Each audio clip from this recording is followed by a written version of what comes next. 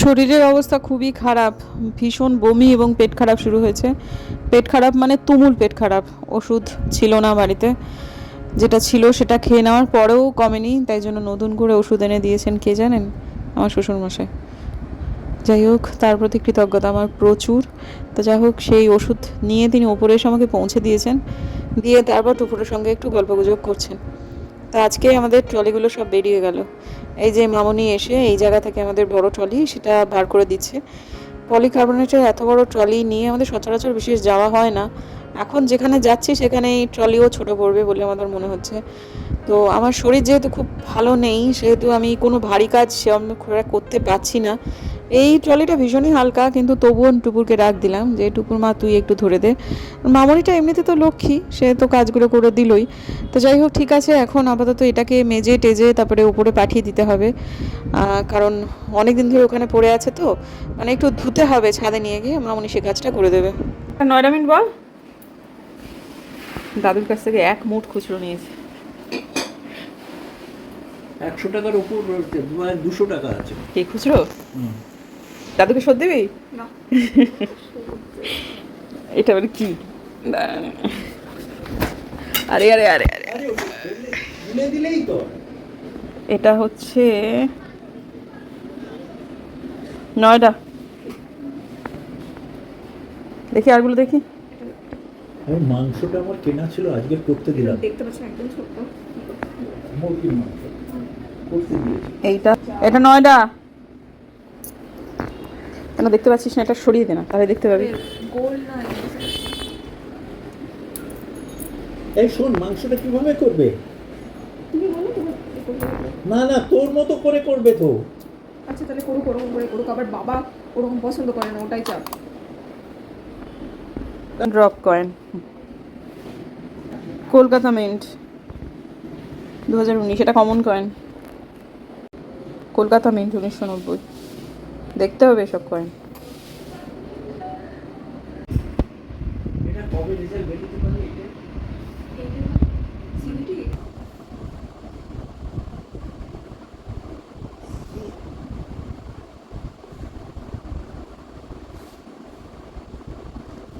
নমস্কার বন্ধুরা, আমার নতুন ব্লগে আপনাদের সবাইকে স্বাগত জানাই। আশা করছি ভালো আছেন সবাই, যে যেখানে আছেন। আমিও ভালো তো নেই শারীরিকভাবে, চেষ্টা করছি। ওষুধ খেয়েছি, একটু ঘুম ঘুম ব্যাপার আসছে। এদিকে আমার অনেকগুলো ভিডিও পড়ে রয়েছে, আজকে যে ভিডিওটা দেবো সেটাও এডিটিং হয়নি।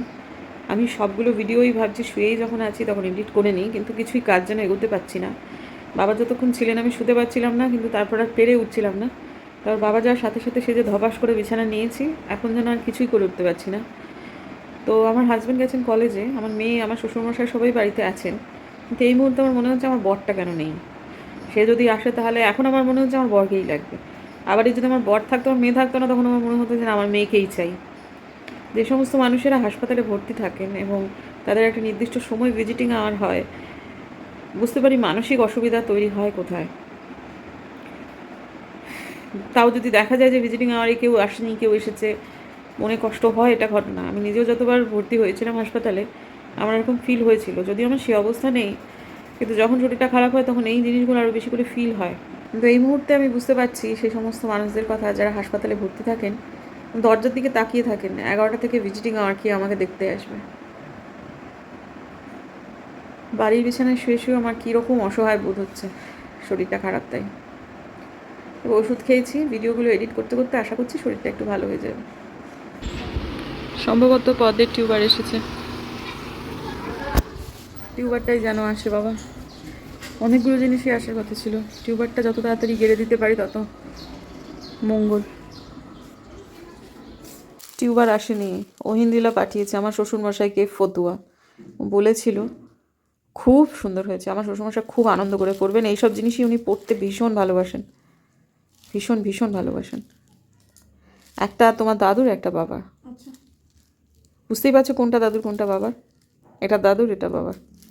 থ্যাংক ইউ ইন্দ্রিলা, দারুণ হয়েছে, দারুণ এসছে শেষ পর্যন্ত পদ্মটা। খুব খুশি। এই যে টিউবার 3টা, এক্ষুনি খুলে এক্ষুনি লাগিয়ে দিই। এসছে সোমবার, ওরা হ্যাঁ সোমবারই প্যাক হয়েছে, জল থেকে উঠেছে সোমবার, সেই প্যাক হয়ে সেদিনই চলে এসছে। তাও তো প্রাণ, তো এখনও প্রাণ আছে, দিয়ে দিলেই হয়। এইভাবে এসেছে, এখন আমি মিলিয়ে মিলিয়ে নিচ্ছি কোনটা। একটা মাইক্রো আছে,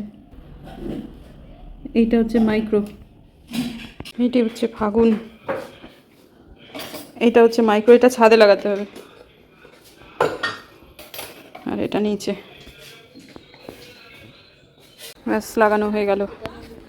খুব একটা যে বেশি জল দিতে হবে এমন নয়। হ্যাঁ, বৃষ্টির জল এমনিতেই ভর্তি হয়ে থাকছে। এটাতে একটা কুড়ি এসছে বলে আলমাদি, কোথায়? ও হ্যাঁ, এই যে যাক, হোক হোক, নতুন পাতা ছেড়েছে। পাতাগুলো যতক্ষণ না না দাঁড়াবে ততক্ষণ এটাই হবে, ওটাইও হবে। দেখো আবার নতুন পাতা ছাড়বে, তার সঙ্গে দুটো করে নিয়ে এটা 1000 পেটাল, এত সহজ না, আগের বছর হয়নি ওটা। হ্যাঁ, আর একটা ছাদে ওটা আলপনা দি যখন যাবে উপরে লাগিয়ে দেবে।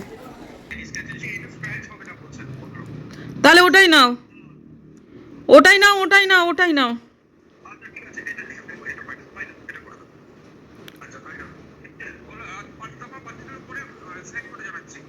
ঠিক আছে।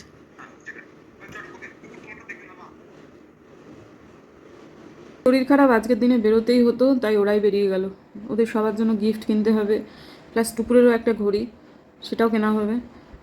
আমাদের জুতো, আমার তো মনে হচ্ছে না বেরোনো সম্ভব, কারণ এত শরীর খারাপ, এত শরীর খারাপ। আমি ওই যে পদ্মের টিউবার নিতে নিচে গেছি, তাও মাঝখানে তো একবার দুবার যে অর্ডারগুলো এসেছে সেগুলো নিতে তো যাইনি।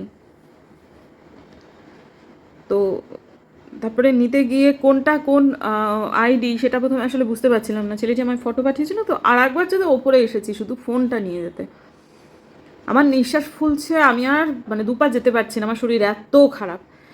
মানে আমার বমি হয়নি, আজকে ভোরের পর থেকে আর বমি হয়নি, কিন্তু এতবার মানে ওয়াশরুম যেতে হয়েছে, এত জলের মতো মানে সমস্যা হচ্ছে যে আমার একদম মানে ভীষণ খারাপ অবস্থা এখন।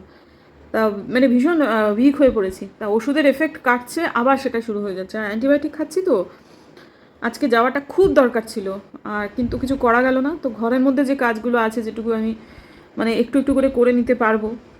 আমরা অনেকগুলো দিনের জন্য যাচ্ছি, যেটা হবে যে জামা কাপড় একটু বেশি লাগবে, তা অন্তত আমার ঘরে যেটুকু আছে কোনগুলো আমি পরতে পারবো, কারণ কিছু কিছু অফিসিয়াল পার্টি আছে সেগুলোতে শাড়ি পরতে হবে, সেগুলো না হয় চুজ করে নিলাম। আমি এক্ষুনি আলমারি খুলে শাড়িগুলো সব ঠিক করে নেব যে কী কী পরবো। তাছাড়া আমি যে জামা কাপড়গুলো যেগুলো যেগুলো আছে সেগুলো আগে মোটামুটি কোনগুলো পরবো না সেগুলো একটা জায়গায় নিয়ে এসে আমি দেখি। কালকে আমাকে একবার হয়তো বেরোতেই হবে, যে কী কী জিনিসপত্র আবার আমাকে কিনতে হবে। জুতোটা আমার দ্বারা আর কেনা হবে না। আমরা একটা খুব সুন্দর জায়গায় বেড়াতে যাচ্ছি, সেখানে আমাদের স্পোর্টস শুই কিনতে হবে। ওখানে সব কিছুরই একটা প্রোটোকল আছে। ওখানে জুতোর মানে কিছু কিছু প্রোগ্রামের আর কি, জুতোর মানে পোশাকের সব কিছুরই একটা নিয়মানুবর্তিতা আছে। সেই অনুযায়ী আমাদের এবার জিনিসপত্র একটু বেশি হবে, কিন্তু কিছু জিনিস আমাদের লাগবেও। আমরা এরকম ফেলে ছড়িয়ে বাস করি, তো আর্মির অনুষ্ঠানের মধ্যে সব আমাদের মতো মানে এইগুলো করা যায় না আর কি। সব মিলিয়ে আমার বেরোতে কালকে হবেই। আজকের দিনটা নিজেকে বিশ্রাম দিলাম, ওরা গিয়ে কেনাকাটা করুক। বুম্বাদা ব্লেজার কিনবে, আমার শ্বশুরমশাই ব্লেজার কিনবেন, ওরা একটা শার্ট কিনতে হবে। তারপর জুতোগুলো ওরা সব কিনে আনবে, কারণ যে ধরনের জুতোর কথা বলেছে আমার নন্দাই, সে ধরনের জুতো হয়তো বা আমাদের নেই। সব মিলিয়ে মিশিয়ে হবে আর কি। ওরা বেরিয়ে গেল, যাক। বাকিটা আর কি এখন আমি ঘরে যেটুকু আছে সেটুকু দেখি চেষ্টা করে মানে করতে পারি কিনা। এখন টুপুরের ভর্তির ব্যাপার এইসবগুলো আছে, তো যার ফলে বুম্বাদা যে কাজটা যখন করার কথা তখন সেটা করছে না। আর শুধু এইগুলো বলেই নয়, মানে আরও কী কী যে কাজ করছে সেটা কোনো ঠিক ঠিকানা নেই। কাজের কাজ সহজে মানে সময়ের কাজ সহজে হচ্ছে না, এটাই আর কি। তো ওদেরকে আমরা যাচ্ছি যেহেতু ওদের কাছে, মানে আমার ননদ, নন্দা এবং রায়ের কাছে, তিনজনের জন্যই কেনার কথা হচ্ছে 3টে ঘড়ি। টাইটানের শোরুমে গেছে আমার নন্দায়ের জন্য, টুকটুকিদের জন্য, রায়ের জন্য, তিনজনের জন্যই ঘড়ি কেনা হবে। এখন এই মুহূর্তে আমার নন্দায়েরটা ওরা নির্বাচন করছে, আর কি বলে টুপুরের জন্য একটা ঘড়ি কেনা হলো। এইগুলোর মধ্যে ওরা কনফিউজড হচ্ছে। এগুলো মূলত আমার নন্দাইয়ের। আমার শ্বশুরমশাইয়ের ইচ্ছে ছিল তার পছন্দ মতো ঘড়ি কেনা, তো এখন আমার হাজব্যান্ড বলেছে বাবা আর যাই করো, তুমি তোমার পছন্দটা বলো না, কারণ এখন কি হয়েছে, ওনার বয়স হয়েছে, তো উনি ওই সেই ট্রেডিশনাল ওই চামড়ার ওই রকম ঘড়ি তিনি পছন্দ করেন। তা এখন বুম্বাদাই কিনে দিচ্ছে হচ্ছে তার ইয়েকে কি বলে ভগ্নিপতিকে, তার পছন্দে তারই উপহার এটা। তা যাই হোক, ঠিক আছে, শেষ পর্যন্ত সবারটাই হয়েছে আর কি। তো এইগুলোর মধ্যে পছন্দ করেনি আসলে। পরে আপনারা একটু আগে যে ক্লিপিংটা দেখলেন সেখানে কালো যে ঘড়িটা ছিল সেটাই আমার নন্দায়ের জন্য নেওয়া হয়েছে। ওটা ওর হাতে পরলে খুব ভালো লাগবে দেখতে, মানে বৃষস্কন্ধ যাকে বলে, আমার নন্দাই ইন্ডিয়ান আর্মির অফিসার, সে একেবারেই তাই। পুরুষালী হাতে ওই ধরনের ঘড়ি খুব ভালো লাগবে দেখতে। এই সময়টা হচ্ছে সেই ক্লিপিংটা যখন ওরা ঊনকোটি ঘড়ির মধ্যে খুব কনফিউজড হচ্ছিল। তো যাই হোক, ঠিক আছে, এখন আপাতত টুপুরের একটা ঘড়ি, সেটা তো টুপুর বাড়িতে এসে পরে দেখাবে। ওর বাবা ওকেও একটা কিনে দিয়েছে, রায়ের জন্যও একটা কেনা হয়েছে, টুকটুকিদের জন্য, কিন্তু সেগুলো এখন আপনাদেরকে আমি দেখাতে পারবো না, কারণ সেই রকমভাবেই প্যাক করে দিয়েছে যাতে আমরা এয়ারপোর্টে সেগুলো সুন্দরভাবে নিয়ে যেতে পারি। দেখি দেখি দেখি, ঠিক করে দেখা। বাহ, চমৎকার হয়েছে, চমৎকার হয়েছে। রায়ের জন্য কি কিনলি? আমি আমার কিছুটা করে নিলাম, ওই খুঁড়িয়ে খুঁড়িয়ে কোনো রকমে যেটুকু হলো। এখনও টুকুরের প্রচুর ডিমান্ড, কালকে হেনা করে দেব, হেনা করব, নেল এক্সটেনশন করবো টুকুর। তারপর আজকে যেটা দেখালাম ওই যে রাই, তারপর টুকটুকি দি, আমার নন্দাই, এদের সমস্ত ঘড়ি। নন্দার ঘড়িটা দেখলেন, আর টুকুরের ঘড়িটাও আছে বোধহয়, কিন্তু বোধহয় সম্ভবত টুকু তো হাতে পড়েছে, সেটা দেখানো গেল। কিন্তু আমরা তো আসলে একটা সেনা এয়ারপোর্ট থেকে আরেকটা সেনা এয়ারপোর্টে যাচ্ছি। এয়ারপোর্টের জন্য একদম পুরোপুরি প্যাক করে তবে ঘড়িটাকে নেওয়া হয়েছে, সেটা আর খোলা গেল না। আমি যদি সাথে যেতাম তাহলে যখন কেনা হচ্ছে তখনই আপনাদের হয়তো বা দেখিয়ে দিতে পারতাম। তা পরে যদি কখনো সম্ভব হয় একটা ছবি তুলে নিয়ে আমি আপনাদের হয়তো শেয়ার করব। তো সবই টাইটান থেকেই কেনা হয়েছে। আর ওরা আজকে আর অন্য কোথাও যেতে পারেনি, কারণ রেমন্ড শোরুম 8:30-র মধ্যে বন্ধ হয়ে যায়। ওরা বাড়ি থেকে বেরিয়েছে 7:30-টার সময়। শ্বশুরমশাইকে নিয়ে গেলে তো একটু সময় লাগবেই, আর এটা উনি চেয়েছিলেন এটা নিজে থেকে কিনতে, মানে গিয়ে দেখে শুনে পছন্দ করে মেয়ে জামাই নাতনির জন্য কিনতে। যেহেতু তাকে নেওয়া হয়েছিল সেহেতু একটু দেরি হয়েছে ওদের বেরোতে। আমি অনেক আগেই বলছিলাম, আর আমি যখন ঘুমিয়ে পড়েছি তখন ওরা কখন যে বেরিয়েছে, যদি একটু জেগে থাকতাম হয়তো আমি একটু তাড়াতাড়ি বলতাম যে বেরো বেরো। কাজে কালকে দিনের জন্য অগুন্তি কাজ পড়ে রয়েছে। কালকে আবার বোধিসত্ত্ববাবু কলেজে যাবে, সুতরাং তার কালকে দাড়ি কামানো, তার জিনিসপত্র গোছানো, তাকে বেরোনো, জুতো কেনা, কোনো কিচ্ছু হয়নি। সেটার জন্য যেতেই হবে। আমার এখন কালকে ঘন্টা ধরে ধরে কাজ হবে, প্রতি ঘন্টা ধরে আমি এই ঘন্টার মধ্যে এতটুকু কমপ্লিট করব, এই ঘন্টার মধ্যে এতটুকু কমপ্লিট করব, এরকম করে আমাকে করতে হবে। তা নইলে আর কোনো উপায় নেই। তার মধ্যে আবার মেয়ের হেনা করতে হবে, তার মধ্যে আবার মেয়ের নেল এক্সটেনশন করতে সে যাবে। আমি বলেছি আমি যাবো না, তুমি একলাই যেও। তার মধ্যে আবার কালকে কেনাকাটা করতে যাব, তার জামা, তার কিছু ড্রেস কিনবো, এবং যাবতীয় প্যাকিং সমস্ত কিছু কালকেই করতে হবে। বুঝতেই পারছেন আমরা পরশু দিন বেরোচ্ছি, ভোরবেলায় ফ্লাইট। কাজেই একটুখানি চাপ তো আছেই কালকে 3টায়। দেখা যাক কী হয়। হেনা ভেজানো হলো এই আশায় যে কালকে সকালে সব ঠিক হয়ে যাবে। শরীর খুব খারাপ করছে, নিজেকে বিশ্রাম দিয়েছি, আবার দিও নি, অনেক কাজই করলাম, গুটিয়ে বসে বসে নিঃশ্বাস নিয়ে করছি। আর এই যে এত বাসনপত্র, এগুলো কোনোভাবেই আমার পক্ষে আজকে মাজা সম্ভব নয়। দেখা হচ্ছে কালকে আপনাদের সাথে সকালবেলায়। সুপ্রভাত বন্ধুরা, এই আশায় আমি চোখ খুলেছি সকালবেলায় যে সব কিছু হয়তো বা ভালো হয়ে যাবে। কালকে যেরকম যা বাজে দিন গেছে, লাস্ট আমার এত অসুস্থতা কবে ছিল সেটা আমার নিজের মনে নেই। 1.5 দিন আমার যে এত শরীর খারাপ গেল এত বড় একটা ট্যুরের আগে, তাও ভাগ্যে সেটা ঠিক ট্যুরের আগের দিন হয়নি, বা যেদিনকে আমি যাচ্ছি সেদিনটা হয়নি। সেটা ভগবানের কাছে পরম কৃতজ্ঞতা আমার যে এটা আমার ভাগ্যে সেদিনটা হয়নি, তাহলে আমার যে কী হতো আমি নিজেও জানি না। তো সকালবেলায় উঠে দেখছি আমার হাজব্যান্ড বেরিয়ে গেছে, আমাকে ডাকেনি। আমি এই খাটটাতে শুয়েছি, মানে ভীষণ কুসংস্কারী হয়ে গিয়েছিলাম এই জন্য যে আমি ওই জায়গাটাতে শুলে বোধহয় আমার ওই একই রকম হবে, আমার একটু জায়গা বদল করতে হবে, বিছানার চাদরটা যে চেঞ্জ করব আমার সেই ক্ষমতা তো নেই। তা আমার মনে হচ্ছিল যে যা একই রকমভাবে আছে, মানে সত্যি আমার শরীর এত খারাপ ছিল যে যেরকম অবস্থানে আমি আছি সেই একই অবস্থানে থাকলে আমার শরীর সারবে না।